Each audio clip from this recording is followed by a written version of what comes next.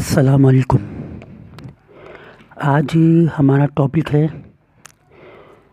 Molecule and molecular ion के दरमियान difference. मैं क्लास 9 सिंध बोर्ड का टॉपिक है ये। मैं टॉपिक शुरू करने से पहले एक बात कहना है कि अगर आपको मेरी वॉइस से मसला है, मेरी वॉइस में आप लोगों को क्लियर नहीं मिलती है, तो ये बहुत जल्द बेहतर हो जाएगी। आप मेरी वॉइस के बजाय कॉन्सेप्ट पर फोकस करें कि मैं आपको जो कॉन्सेप्ट देता हूँ ये चारों सूबों के और हमारा सेंट्रल फेडरल बोर्ड, इसको मिलाकर कॉन्सेप्ट देता हूँ। तो आज हम टॉपिक शुरू करते हैं। फ़िलहाल अपना हमारा टॉपिक है कि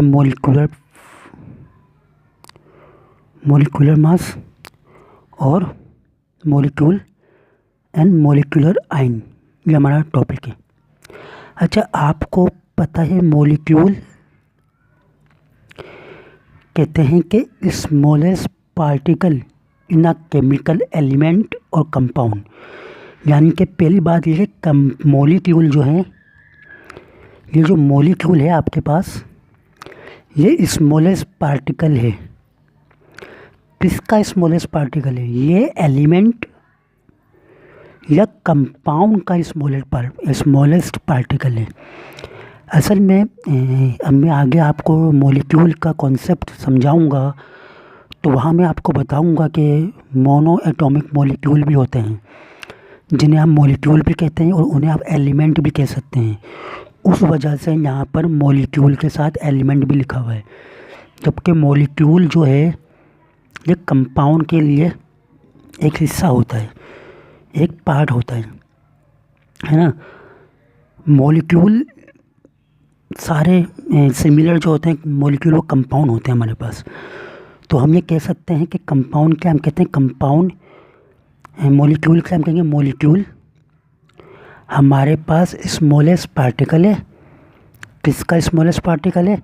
केमिकल एलिमेंट और कंपाउंड का है, जो कि केमिकल प्रॉपर्टी रखता है उस एलिमेंट और कंपाउंड की। इससे क्या मतलब है, हम जब ये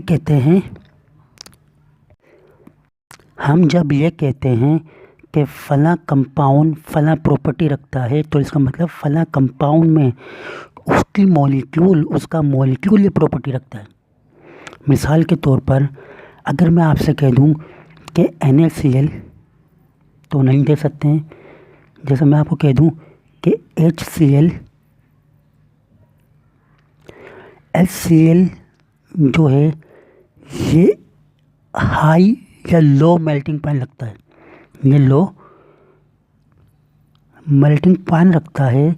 तो अब HCl के मुराद ये कि मॉलिक्यूल है, ये मॉलिक्यूल है हमारे पास। तो मतलब इसमें जो मॉलिक्यूल है, कौन सा मॉलिक्यूल? H2 प्लस Cl2, क्योंकि ये इससे मिलके बना है। ये रखता है हमारे पास उस कंपाउंड या एलिमेंट की प्रॉपर्टी। तो पहला पॉइंट आपको मेरा समझ में आया।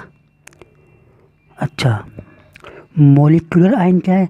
आपको बताया था मॉलिक्यूलर आयन का मतलब होता है जब मॉलिक्यूल के ऊपर चार्ज आ जाए तो वो मॉलिक्यूलर आयन बन जाता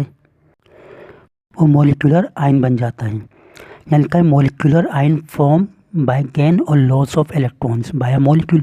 तो जब मॉलिक्यूल इलेक्ट्रॉन को लॉस कर दे या गेन कर ले, तो वो मॉलिक्यूलर आयन बन जाता है। जैसे अगर मैं मिसाल दूँ आपको, NO3 ये एक मॉलिक्यूल है। इसके ऊपर जो चार्ज होती है वो होती है NO3-1। ये एक मॉलिक्यूल है, ये एक मॉलिक्यूलर आयन है। ये एक मॉलिक्यूलर आयन है। क्यों? क्योंकि ये मॉलिक्यूल पे चार्ज नहीं है।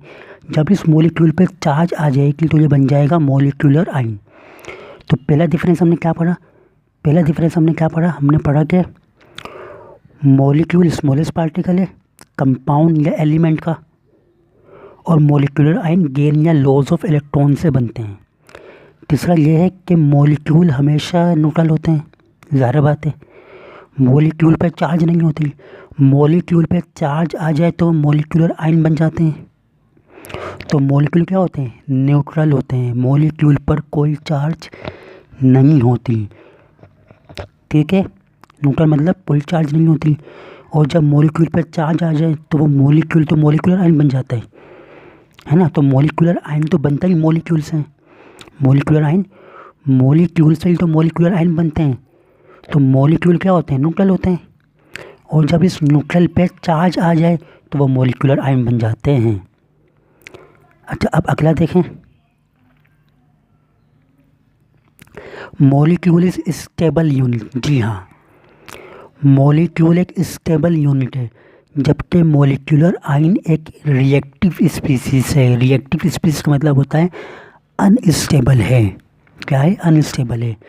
अच्छा, आपको ये पता होना चाहिए कि मॉलिक्यूल जो होता है हमारे पास, ये कॉम्बिनेशन ऑफ एटम से मिलके बनता है, यानी कि H2 एक मॉलिक्यूल है, स्टेबल है, Cl2 एक मॉलिक्यूल है, स्टेबल है, HCl एक मॉलिक्यूल है, स्टेबल है। लेकिन अगर मॉलिक्यूल के ऊपर चार्ज आ जाए, मॉलिक्यूल के ऊपर चार्ज आ जाए, तो मैंने आपको पहले बताया था कि न्यूट्रल जो होता है वो चार्ज पार्टिकल से स्टेबल होता है।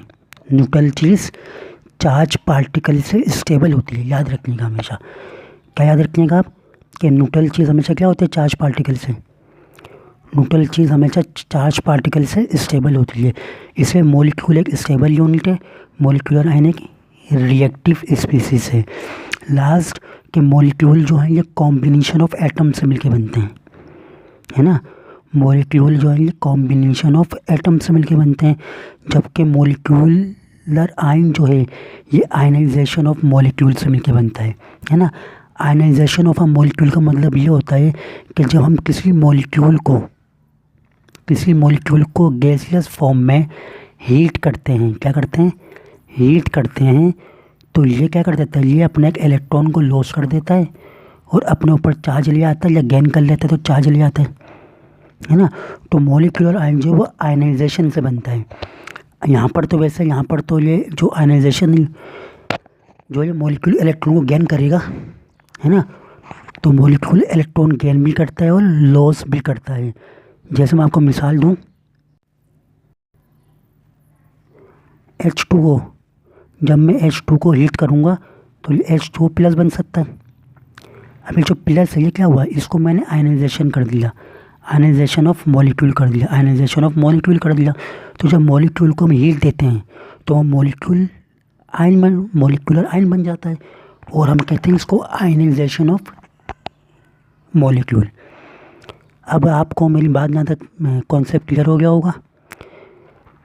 पहला पॉइंट क्या पढ़ा हम लोगों ने, कि मॉलिक्यूल स्मॉलेस्ट पार्टिकल है, एलिमेंट और कंपाउंड का। मॉलिक्यूलर आयन गेन और लॉस ऑफ इलेक्ट्रॉन से बनते हैं। मॉलिक्यूल हमेशा न्यूट्रल होता है। मॉलिक्यूलर आयन पार्टिकुलर पॉजिटिव और नेगेटिव चार्ज रखते हैं। मॉलिक्यूल स्टेबल होते हैं और मॉलिक्यूलर आयन रिएक्टिव होते हैं। मॉलिक्यूल जो है कॉम्बिनेशन ऑफ एटम से बनता है, और मॉलिक्यूलर आयन जो है वो आयनाइजेशन ऑफ मॉलिक्यूल से बनता है। ये था आज का मेरा लेक्चर टॉपिक। कोई सवाल है तो कमेंट बॉक्स में पूछिएगा। मेरे चैनल को सब्सक्राइब करिएगा, लाइक करिएगा, शेयर करिएगा, और अपना बहुत सारा ख्याल रखिएगा। Thank you.